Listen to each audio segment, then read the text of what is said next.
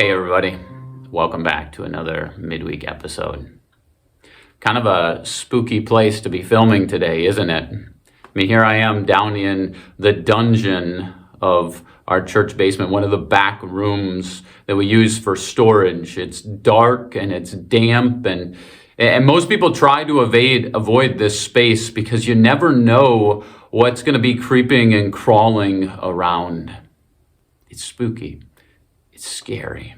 And I want us to think about fear for a moment today, because we live in a culture where fear has been commodified. And here we are on the heels of Halloween.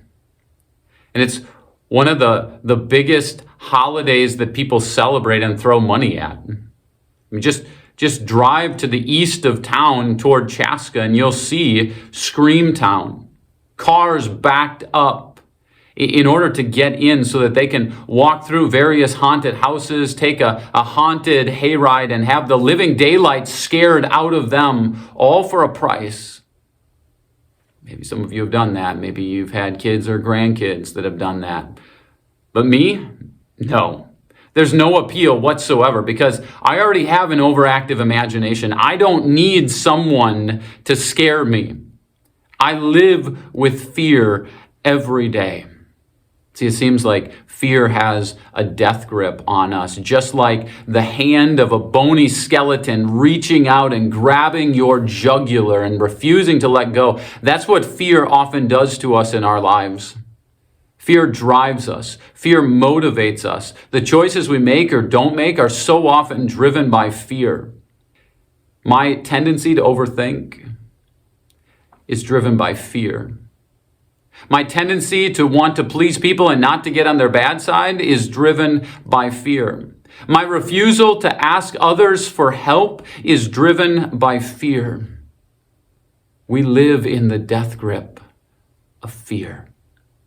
And behind every fear is the fear monster himself, Satan, the one who comes to steal, kill, and destroy.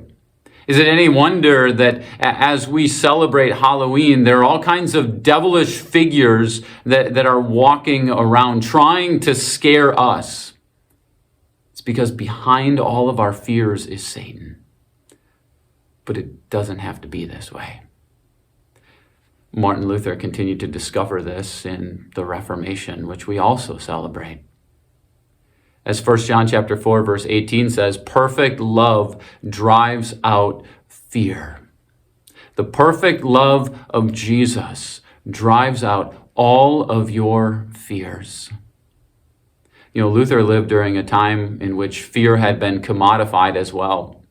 There were various plays that they hosted, and many of those plays began with actors who are being dragged into the flames of hell by demons.